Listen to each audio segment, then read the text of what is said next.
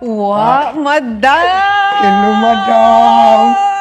Nagkita na din tayo. Wow! Grabe Ang naman. ganda mo pala sa personal. Totoo ba yan? Nako. Kasi nagpunta sa akin si Alex. Kala ko si Alex yung maganda, pero ikaw pala talaga.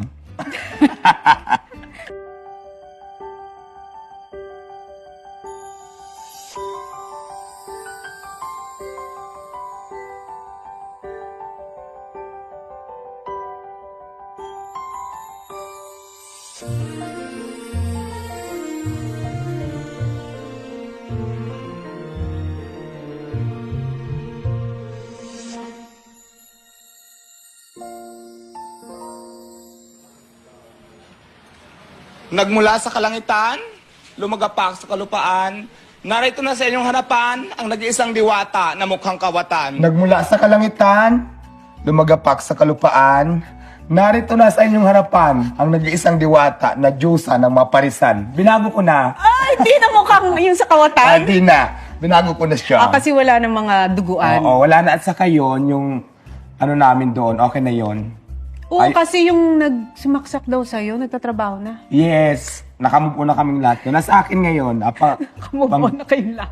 Oo, nagkapatawan. Pagkatapos kang saksakin. Kaya kami nag-away-away doon kasi parang Nag-away-away noong Oo. 2016. Ayun nga yung, ayun yung nanyos kami before. Yes. Yun ang dahilan kasi sabi ko kung may mga bisyo kayo, pwede kung hindi nyo kayang tigilan, wala naman akong pakialam doon pero umalis na kayo dito sa poder ko. Kasi kaya sila napunta doon sa tulay dahil sa akin, ako nagpatira sa kanila kasi sa kalsada lang kami nagkakilala. Pero kung may mga bisyo kayo, para hindi naman ako madamay, umalis na lang kayo. Ay syempre, ang pinupoint nila is, hindi naman ako may-ari ng tulay. Ayaw nilang umalis. Hindi ikaw yung may-ari Oo. ng tulay. Ayaw nilang Huwag mo umalis. angkinin ng tulay. Oo. Nag-away-away kami. Ayun yung mga time na dumating sa point na nagkasakitan, nasugatan ako dito. Yun yung tapos rumampa ako sa presinto. Ayun yung trending ko noon. So, pero ngayon, okay na kami. Yes, yung pala Nagkapatawaran yun. naman na, tapos katunayan Kasi nga. gumagamit sila nung time na yun. Oo. Pero nung time na yun, di ka gumamit. Hindi. Ay, Nangalaka lang kami doon pero hindi ako nag-drugs. Kasi imagine mo ko, nagda-drugs ako ngayon, hindi ko mapalago yung tindahan ko ng ganyan. Kasi dun siya unang nakilala, si Diwata. Pero hindi Diwata talaga pala ang name mo. Ang full name mo ay... Deo. Ayo. Pambrusko eh, no? Deo Opo. Balbuena. Balbuena. Ba't naging Diwata? Sumasali ako sa mga beauty pageant, tati. Beauty queen din ako at the same time. Beauty queen. Okay, okay. Oo. Anong mga Dalagita Days? Oo. Marami kasing klase ang pageant. Meron mga Miss Gipang Kalawakan, may Ito. mga... Nag-showtime ka din Oo, dati. ayan. Okay. Nag-show din ako dati sa kay Kuya Will. Doon na-discover niya ako. Gay beauty queen yung category. Tapos parang doon na yung diwata ko. Tas wala na, yun na yun. Yun na yun. Tapos hindi ako tagal doon, saglit lang. Kasi si Diwata ay talagang tubong at pinanganak sa Samar. Yes po. Di ba? Opo. Tapos, ang trabaho ng nanay at tatay mo noon sa Samar, Farmers sila. Actually, yung tatay ko wala na, mother na lang. Dati yung kapatid ko nagtatrabaho dito sa Manila. So parang na-curious ako sa pag umuwi sila. Mapuputi, pag alis doon ng itim. Parang sabi ko gusto ko rin magtrabaho doon. pumuputi pag... Oo, pumuputi. Oo, naging curious ako. Yung pala, kaya pala sila gumaganda. Pumuputi kasi hindi sila makalabas ng bahay. Gumaganda yung balat nila. Kasi di ba ang mga kapatid ko lang naman, pag pumunta ng Manila, mga katulong lang kami naman, mga boy lang, mga ganyan. Lang. Uy, pero wag natin nilalang kasi kung hindi dahil sa kanila, Oo. di ba, hindi gagaan ang buhay ng mga Proud naman kami, di ba? Kasi di ba, yun lang naman talaga yung kaya namin na trabaho. So, proud pa rin kami kasi malaki din ang tulong para sa amin. Tsaka nagiging parte ng pamilya yung mga kasambahay natin, Yes di ba? po. So, ilang taong ka nung pumunta ka dito sa Maynila? Siguro mga, pag hindi ako 17, 18, or 16, hindi ko na matandaan kung anong exact. Basta ganun lang, yung tatlo na yun. Pumunta ka ng Maynila dahil Para magtrabaho. Magtrabaho, pinasok ko, nung unang trabaho ko, pinasok ako ng kapatid ko, nagtitinda kami ng prutas sa Pasig, tapos umalis ako doon, pinasok naman ako boy. Tumagal din ako ng mga 5 years. Marami ako napasukan, pero ganun lang yung trabaho ng mga napasukan ko.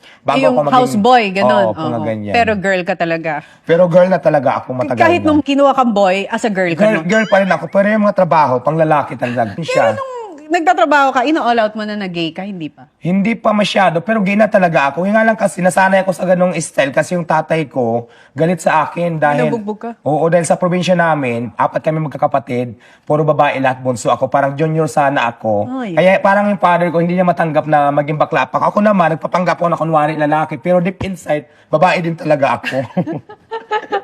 So, nabubugbog. Oo, nabubugbog ako madalas talaga ng father ko noon, pero okay na yon. Hindi ko naman to ginusto, di ba? Oo. So, kusa ko naman siyang naramdaman. Kusang Pero okay naman, bandang huli, yung tatay ko wala na ngayon, pero naging okay din naman kami. Paano kayo naging okay? Para tanggap niya na rin na ganun ako, bandang huli, bago siya mamatay.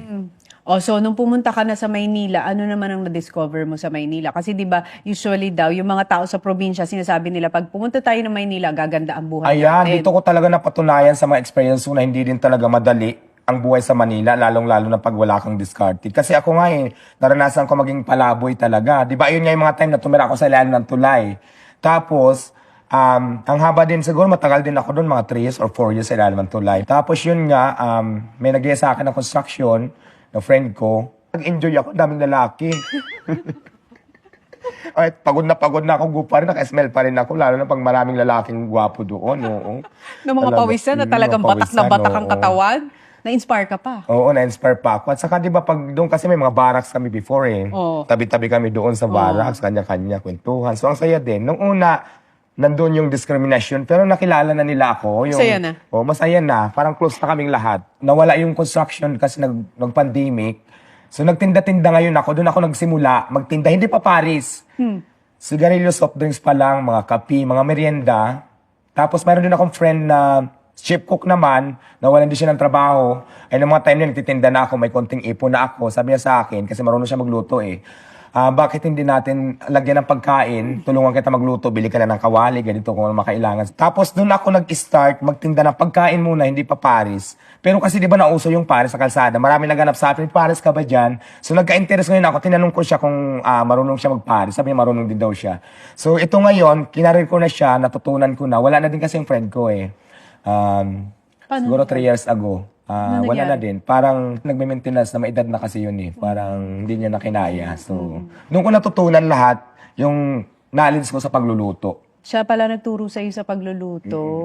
Tapos ngayon, okay na, naging Diwata Paris na siya, doon ako nakilala ngayon. Kasi ginawa ko siyang 100 only rice, may free soft drinks. Tapos tinangkilik naman ng masa, kaya marami akong customer ngayon. Oo, tsaka nagkukos ka ng traffic, umaabot daw ng Sofitel ang pila mo. Dati kasi sa kalsada lang ako, as in yung street vendor na kung tawagin illegal vendor kasi hindi naman kami nangupahan, wala kami permit. Pag may clearing, takbo-takbo. So naka-station ngayon, may bago na akong pwesto, pero bago lang ako doon. Pero okay naman, mas lalo pang dumami yung customer ko. Kaya nga, pinipilahan na. Eh di, ang sarap ng pakiramdam pag nakikita mo. Yes, ang sarap ng feelings kasi di ba, pinupunta ng mga tao, gustong mag-try, tikman, yung iba bumabalik. Tapos pag nagustuhan ng iba, nagre-recommend pa, may kasamang family, mga friends. So ang sarap lang ng feelings na maraming sumusuporta sa Diwata Paris. Tsaka grabe ngayon, may kotse na siya.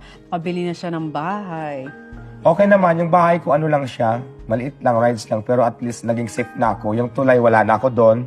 Bumili na ako ng mas komportable ako. Tapos sasakyan ko din ng mga kagandahan. Ano lang yun, second hand. Pero kahit na ang sarap sa Oo. pakiramdam. Oo, ang sarap ng pakiramdam. Kasi dati kung bike lang yung sasakyan ko ngayon, Diba? kotse na talaga. Kaya ako binili yon. Kasi dati, natutulog ako pag pagod na sa tabi lang ng tindahan ko. Feeling ko hindi ako masyadong safe kasi malayo yung bahay ko, Quezon City. Yung mga gamit ko, yung cellphone ko, So, minsan nawawala. Quezon City, tas sa Pasay siya Oo.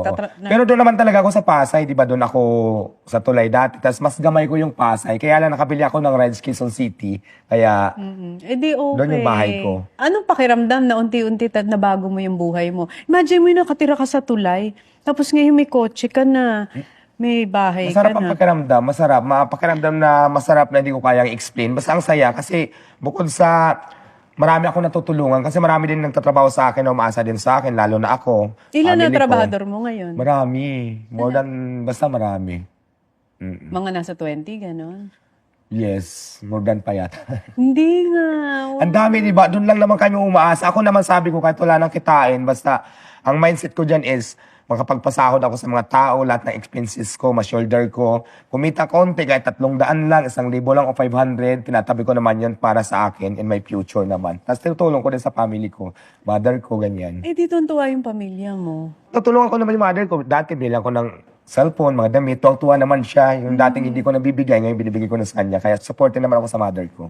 So, ano yung pwede mong i-share dun sa mga nanonood sa atin? Kasi pwedeng yung iba, sila yung nakatira ngayon sa tulay or pakalat-kalat sila sa kalsada or sila yung galing probinsya na pumunta dito sa Maynila tapos di nila alam kung ano magiging kapalaran nila dito. Ayan, sa lahat po ng lumalaban sa buhay, huwag kayong sumuko. Ang swerte, bigla na lang yung dumarating sa tao. Pero pag hindi pa para sa'yo, hindi pa para sa'yo. Huwag kang magmadali. Dating din yung panahon na dating din sa'yo ang swerte. Kung may pangarap ka sa buhay, gawin mo na, aksyonan mo na. Kasi walang imposible, maabot mo yung pangarap mo kung nilagyan mo na ng aksyon, ginagawan mo na ng aksyon. At saka maganda yun sa kanya kasi nagtrabaho siya talaga at saka yung kita niya sa tamang pamamaraan. Yes, opo. Hindi ka nanling lang ng tao, hindi ka nanloko ng tao, di ba? Kumuha ka ng mga tamang trabaho. Alam mo yun, inunti-unti mo talaga. Yes, step by step. Katulad niya dati, nasa kalsada ako, di ba, nababasa ako dahil sa mga gamit. Ay ngayon naman, ini-improve ko talaga yung fried chicken ko na tinitinda ko. Bumili na ako ng lutuan talaga ng Chicken Joy. Chicken Oo, Joy. tapos yung kusina ko na laging binabas nila sa akin, yung in-improve ko talaga. Nagpagawa na ako ng kusina. May mga gamit na din talaga. Na para, May nagbabash pa din. marami akong basher before. Pero ngayon, okay naman. Kaya lang, basher kasi, hindi ko inintindihan kasi wala silang naiambag na tulong sa buhay ko. Bakit ko sila intindihin? At the end of the day, ako pa rin mag-aangat sa sarili ko, hindi naman sila. So ngayon, pagtatanungin kita, di ba sabi mo huwag kang tumigil sa pag-abot ng pangarap mo. So ngayon, kung meron ka pang pangarap, kasi nakabili ka na ng bahay, may sasakyan ka na. So ano na yung isa mo pang pangarap ngayon sa buhay? Ayan, plano ko talaga siyempre yumaman. Kaya ngayon, i-expand ko pa yung Diwata Pares Overload ko, Luzon, Visayas, Mindanao. Para yung iba hindi na pumila. For example, nasa may Davao ako.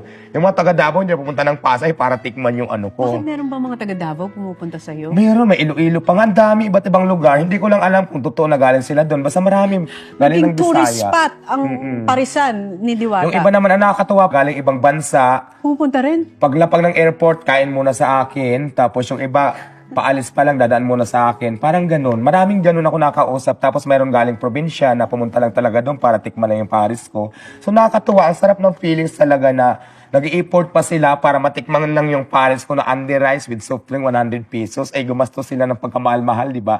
So natutuwa naman ako doon. Maraming salamat sa inyo. Pero alam mo, sana maging motivation ito sa lahat ng mga nanonood sa atin ngayon na kayang-kaya mo talagang baguhin ang buhay mo. Yes. No? Hindi dahil mahirap ka or ito yung sitwasyon mo ngayon, habang buhay ka lang nandyan.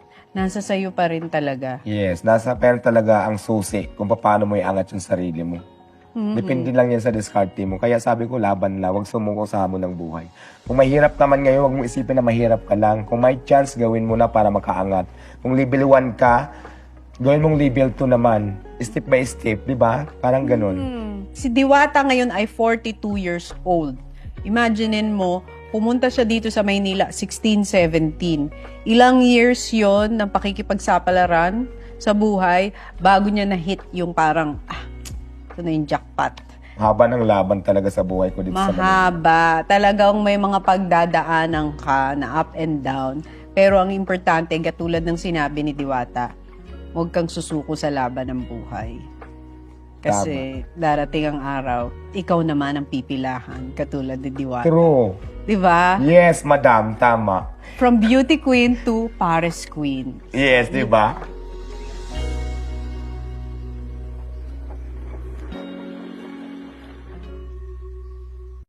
Pwede mo Diba? picture ako? Oo naman. Picture muna ako para may pampus ako sa Facebook.